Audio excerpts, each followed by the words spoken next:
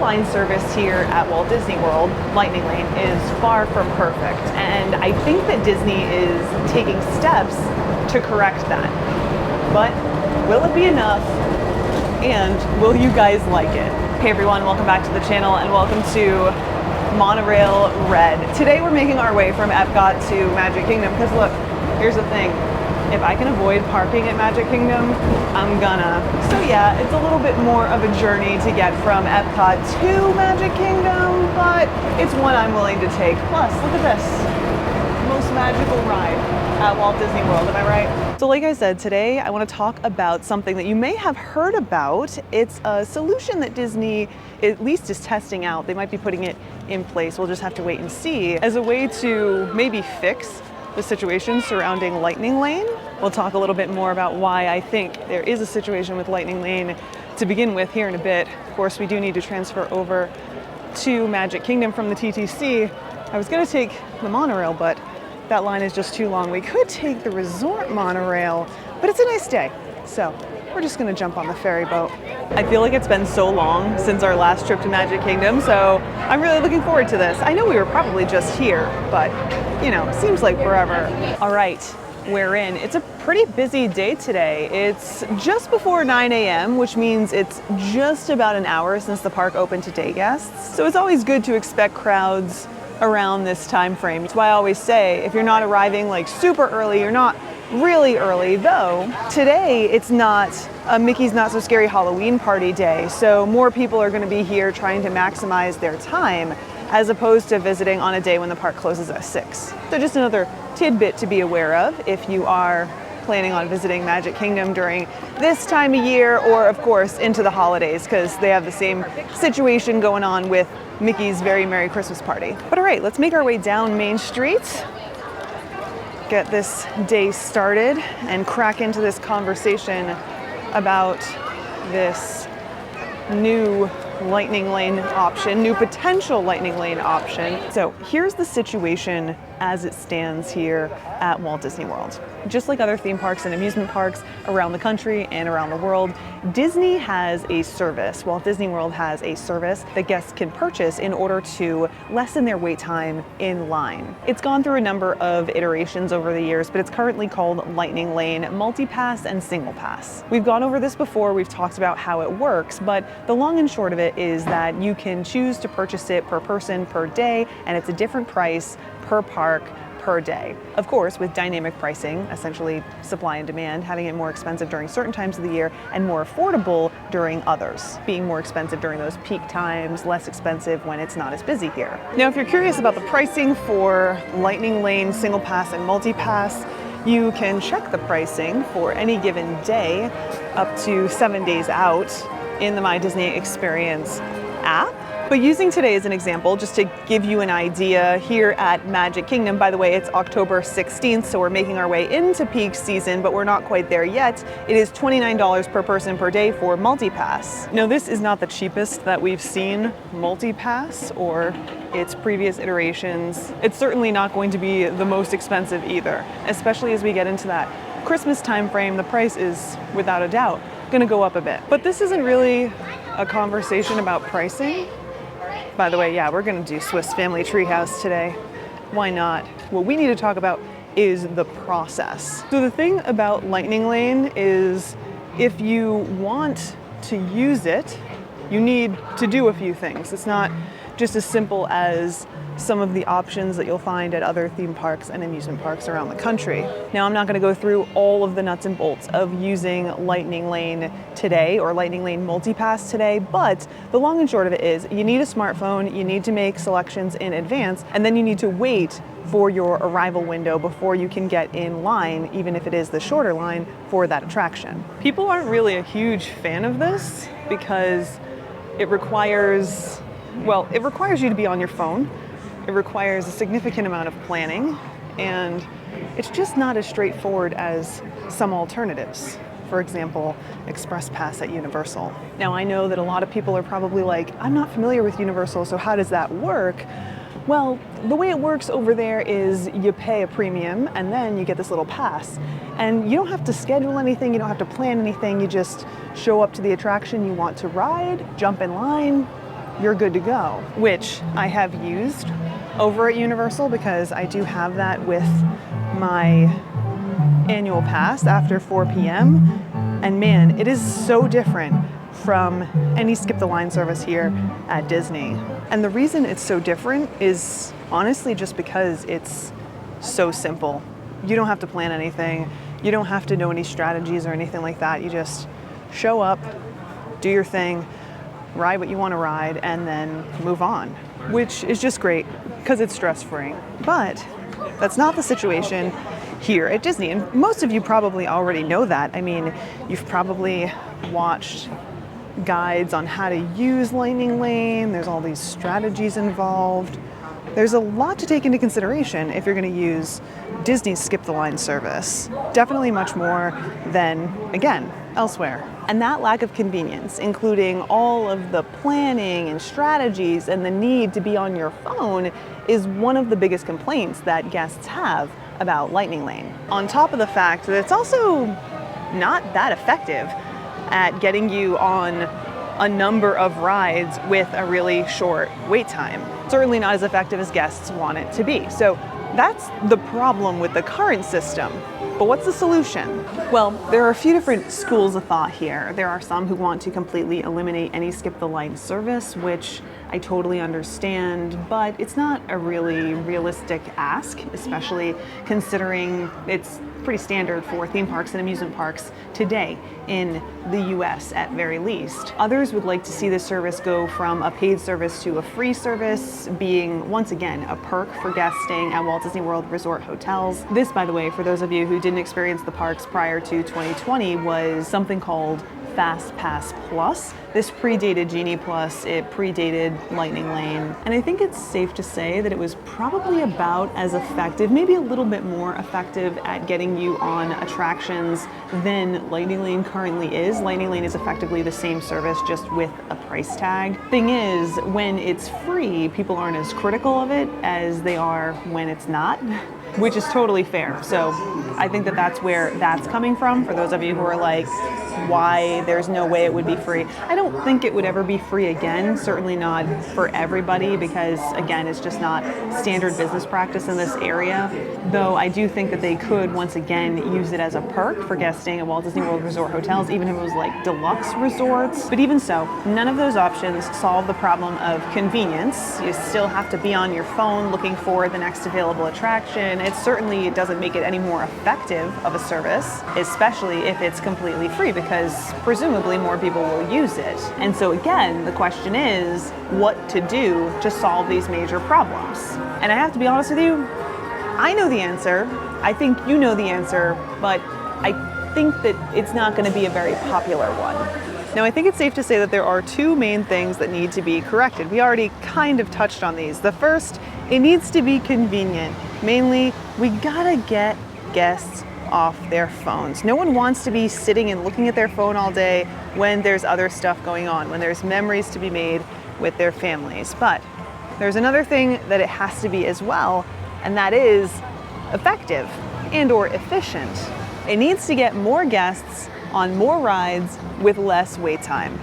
It's as simple as that. I mean, that is, after all, what guests are paying for when they purchase a Skip the Line service. Even if you're not purchasing it, that's the point of a Skip the Line service. Less time in line means more time on attractions. More attractions means a more full day. It's pretty simple stuff, right? I mean, I know this, you know this, and I think Disney knows this too. And I say this with a certain amount of confidence because, as I mentioned, Disney might be implementing a new service, a new version of Lightning Lane, or at least a new Lightning Lane option that's going to solve some of these problems, but it will surely create new ones. So the solution that Disney's putting on the table is called Lightning Lane Premier Pass. And before you get too excited, it isn't an official thing as of yet. It's something that they are going to be testing starting October 30th for only a select number of guests. We'll get more into who's going to be able to participate here in a bit. And the way that this works, or the way that they're advertising that it will work, is very similar to what we see over at Universal with Express Pass. I mean, I'll put up the how it works right here so we can look at this together, but it says get one-time entry to each available Lightning Lane experience in a park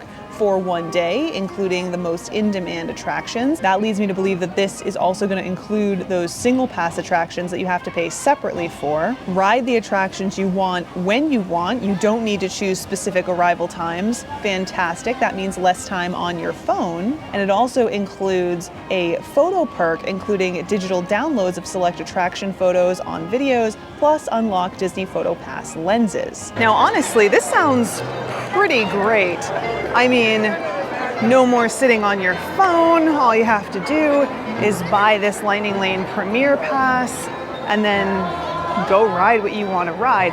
Although I'm a little skeptical because it does say available attractions, which I assume just means attractions that have a Lightning Lane, but still, it's a pretty sweet deal if you ask me.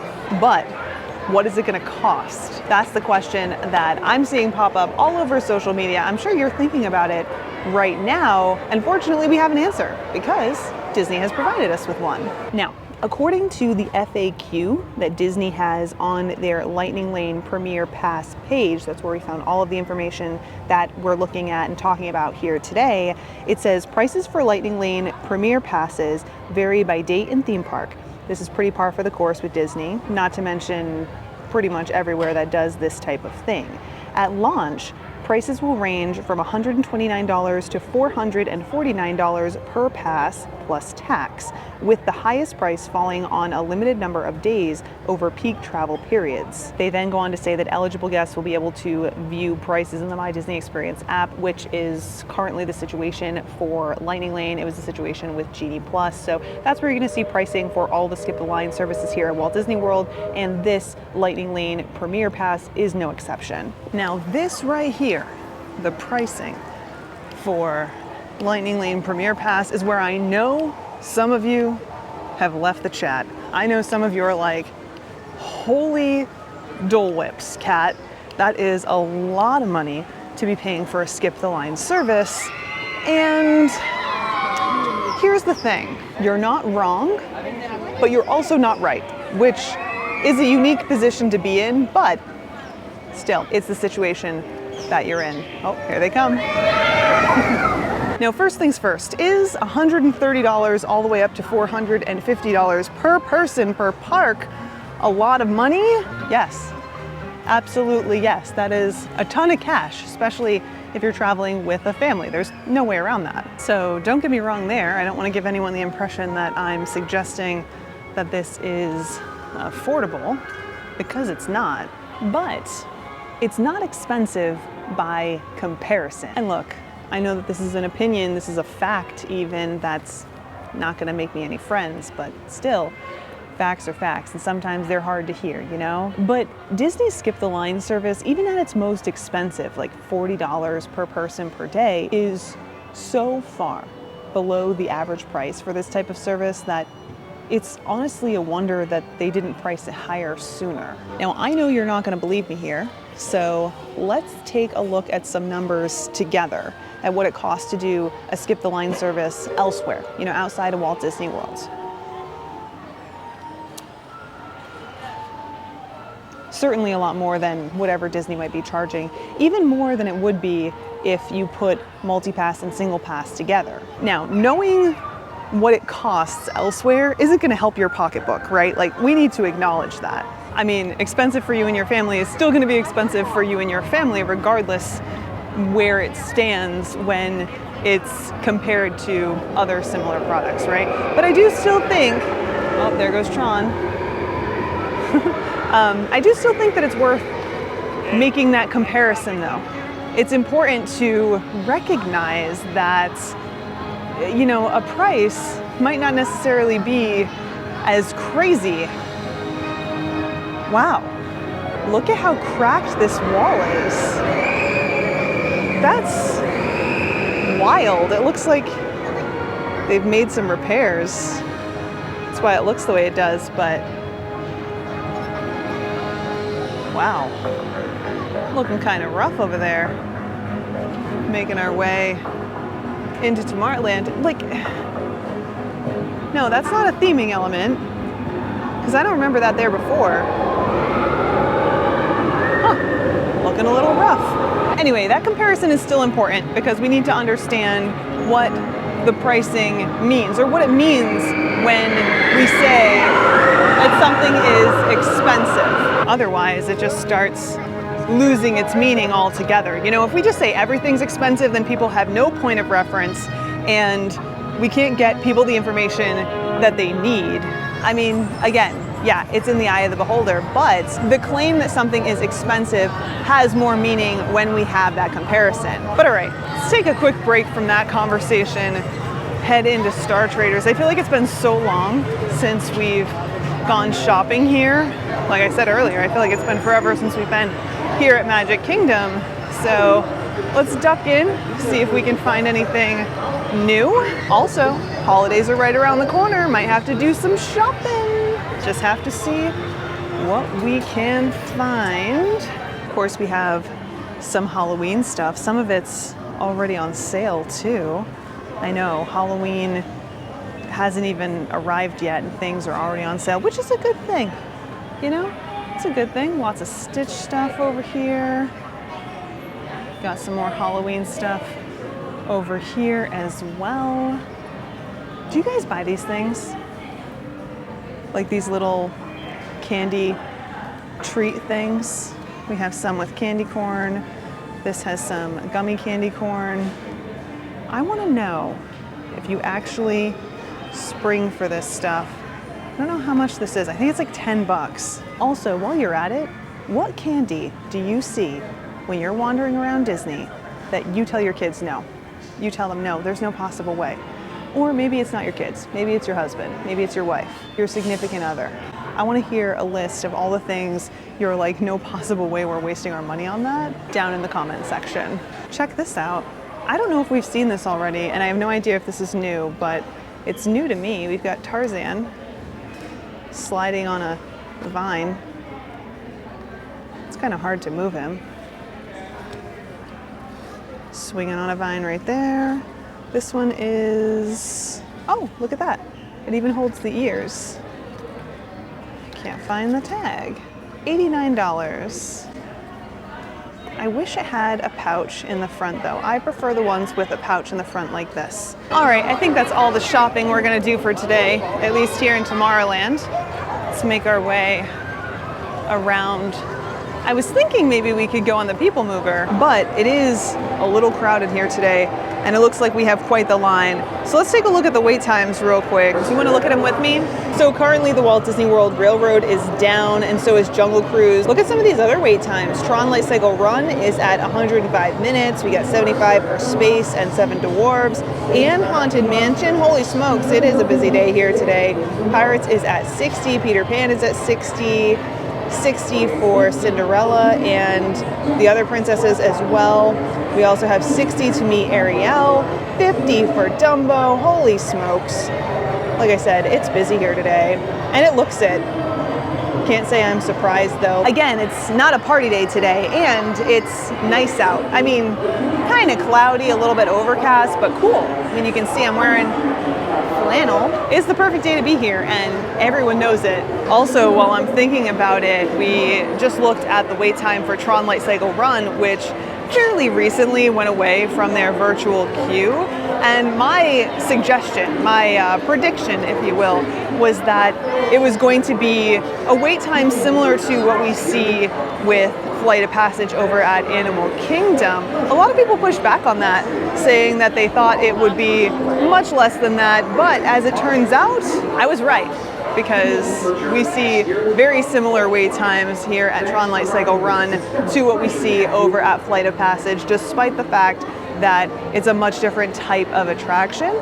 So just keep that in mind if you're planning on visiting. Expect long waits for Tron Light Cycle Run. We've made our way back to the front of the park. It is very, very crowded today, even more crowded than I initially thought. Let's go up onto the train platform. Even though it's closed, we can still come up here and take a look down Main Street. Russ said that this is a good place to come hang out because it's never busy up here, and he was right. All right, let's see what we got here. Get a bird's eye view down Main Street, USA. yeah, it's a little bit busy today. But like I said, that's to be expected. We're creeping up on peak season. Also, lots of tour groups here today. I don't know what that's about. Have we already entered that time of the year?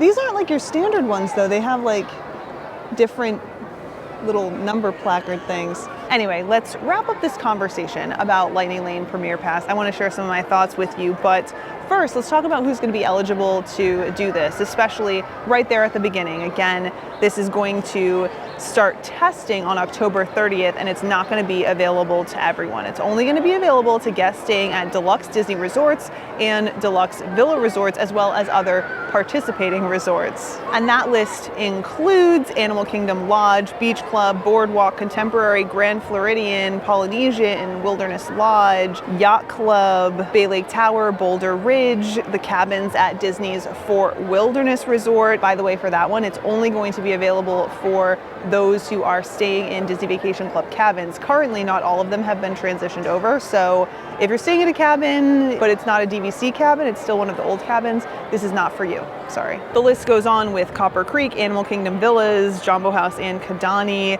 Beach Club, Villas, of course, Boardwalk Villas, Old Key West, Polynesian Villas and Bungalows, Saratoga Springs, and the villas at Disney's Grand Floridian. Other eligible hotels include the Swan, Dolphin, Swan Reserve, and Shades of Green. All right, now for my thoughts. I think that this is a great choice. It's definitely a choice that is accommodating all of the guests who have had wants and needs that aren't met by the current Skip the Line service. I mean, I can't tell you how many people that not only have conversations with me like some of you have in the past, but also how many people I talk to in the parks or just here in the parks complaining about how they constantly have to be on their phone and that they missed this lightning lane or that lightning lane, or now they don't have an opportunity to get one. Like, this type of service solves that problem. And we know that it solves that problem. We know that it works because we see it elsewhere, like over at Universal Orlando. In fact, so many people have said, man, I wish that Disney would go the route of having something like an Express Pass because it works so well. And as someone who's used it myself,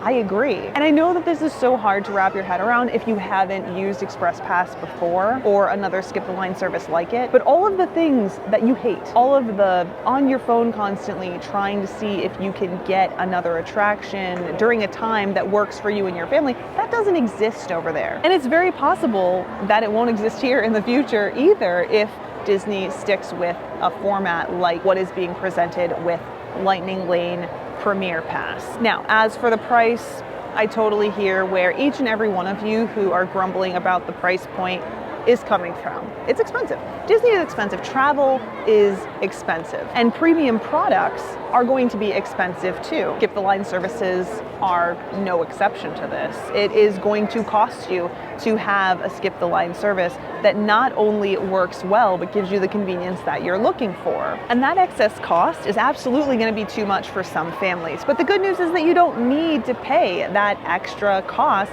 to enjoy places like Walt Disney World. You can stand in standby lines. You can also go the route of using other methods to experience shorter wait times. We talk about this all the time. You can arrive early, you can show up on very specific days when the crowds are going to be a little bit less. You can avoid this by doing things like enjoying Magic Kingdom on a party day versus non-party day where more people are going to try and shove into the park so they can get a longer Disney day. We talk about that stuff all the time here on the channel because we know that things like this, these premium products, these Skip the Line services, can be too expensive. So we want to let you know what the alternatives are.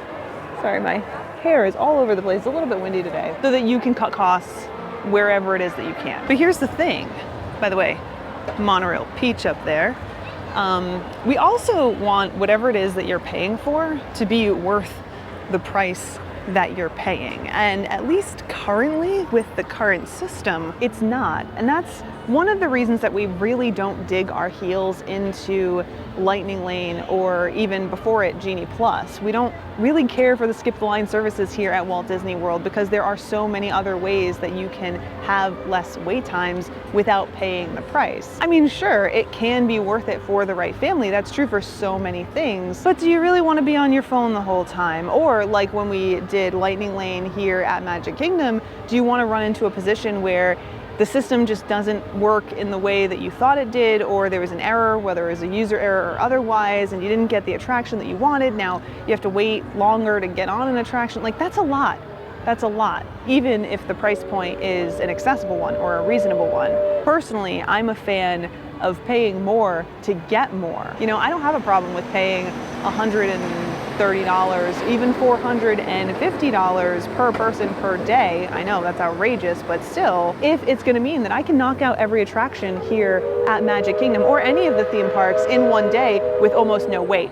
You know what I mean? And I say that too, because if there's a way to make it so that you can definitely ride most everything in one park in one day, you can knock out the whole park in one day for even $450 per person, you can cut back on other things, like the overall length of your trip. You know, if it's not going to take you 2 or 3 days to knock out one park, you can save on hotel stays, food, other costs like that. But you know, this conversation, like so many of the conversations that we have about things that haven't happened yet, is hypothetical. It's my thoughts, my opinions. We don't really know how it'll go until it starts to happen. So, you know, we'll wait and see how it goes. I will say though, I think Disney's got an uphill battle with this one because they're in a pretty tricky position. Of course, with such a drastic change in price for this service, there's going to be a lot of negative conversation happening. I mean, I'm sure some of you are probably thinking some pretty negative things right now. You might even share them with me in a comment down below, and you're welcome to do that respectfully, of course. But Disney really has to blow people away with this option. They have to really prove that it's worth that insane price hike, at least insane by some people's definition. Like I said, I think that it's right on par with what we see elsewhere, but I'm kind of a special case. I'm taking the time to look these things up. I'm familiar with other places. That's not the case for everybody. It's certainly not going to be the case for families who vacation exclusively at a place like Walt Disney World. So that's going to be an uphill battle, and one that's, I don't know, it could go either way. I'm actually really looking forward to seeing how this goes. I do hope that whatever the case may be, Disney does really blow people away with this Lightning Lane Premier Pass so that it's clear that this is a better route, ultimately offering a better product, albeit at a higher price point. But like I said, we'll just have to wait and see. Of course, I want to hear from you guys. What do you think about the current Lightning Lane situation, multi-pass and single pass? How do you feel about the pricing and how it works? And if it's worth the price in your opinion? Also, what do you think about the possibility that Lightning Lane Premier Pass could be a thing? Tell me all about it in a comment down below. Is it something that you and your family would be willing to purchase for your Disney trip? And would the ability to do more without having to plan in advance, even if it came at a higher price point, be something that changes the way that you vacation? I want to hear about it, so tell me about it in a comment down below. Also, share your thoughts on anything else that we did today. I know we kind of bopped around, talked about a little bit of this and that. What stood out to you? I want to know. But as you can probably hear, we have made our way to Epcot. I parked over here today in an attempt to avoid parking at Magic Kingdom, and it was the right call, okay? Just great choice. But now I'm here and I'm like, maybe I grab a snack, I don't know. Either way, I'm gonna enjoy the rest of my day, and I hope that you have a fantastic rest of your day. One way or another, I'm looking forward to seeing you next time. So until then, bye guys.